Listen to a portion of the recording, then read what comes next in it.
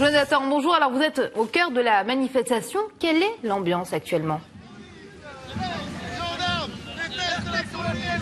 Oui, effectivement, cette manifestation qui est partie de la place du Palais Royal, le Conseil d'État, comme vous l'avez mentionné, entre 200 et 300 personnes, très majoritairement des gilets jaunes historiques que l'on voit dans les rues de Paris depuis plusieurs mois, plusieurs années maintenant, et des revendications assez diverses, mais effectivement notamment centrées sur la loi de sécurité globale et son fameux article 24, qui vise à pénaliser certaines diffusions d'images de violence des forces de l'ordre, mais aussi d'autres revendications. Je vous propose d'écouter certains participants à cette manifestation aujourd'hui.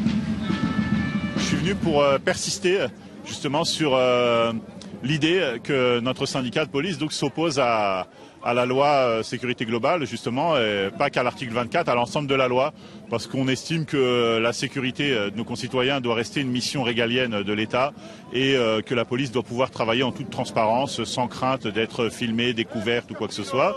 Et effectivement, plus le temps passe et plus l'idée persiste que finalement, ce gouvernement ne cédera pas, en fait, qu'il faut insister et continuer à insister, mais que ce message, finalement, s'adresse aux responsables politiques et aux candidats potentiels pour l'élection de 2022, parce qu'il faut les forcer à se positionner sur les questions de sécurité, sur les questions qui touchent à la réforme de l'institution police nationale. On utilise le virus, on utilise la peur pour faire passer des lois liberticides.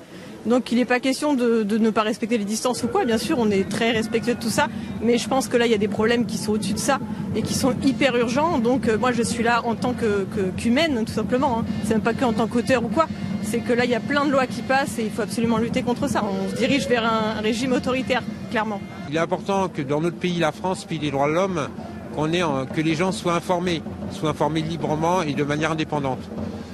Il est important qu'on voit en fait les policiers en train de travailler, parce que dès lors que le policier fait bien son travail, il n'y a aucune raison de ne pas le filmer.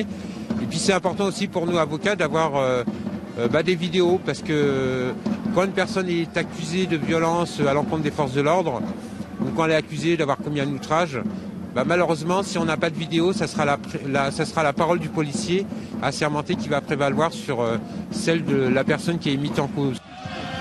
Donc cette manifestation se poursuit de façon pacifique, malgré l'important dispositif des forces de l'ordre que vous pouvez notamment voir sur ces images. En effet, tout le cortège est encadré par les gendarmes mobiles. Et donc cette manifestation sera actuellement à l'Assemblée nationale. Elle arrivera aux alentours de 14h pour rejoindre une autre manifestation, une pour la défense de l'emploi, car vous le savez, de nombreuses entreprises font des plans de licenciement en cette période de Covid-19. Et ensuite, une autre manifestation partira de l'Assemblée nationale jusqu'au siège du MEDEF. Jonathan, merci pour toutes ces précisions.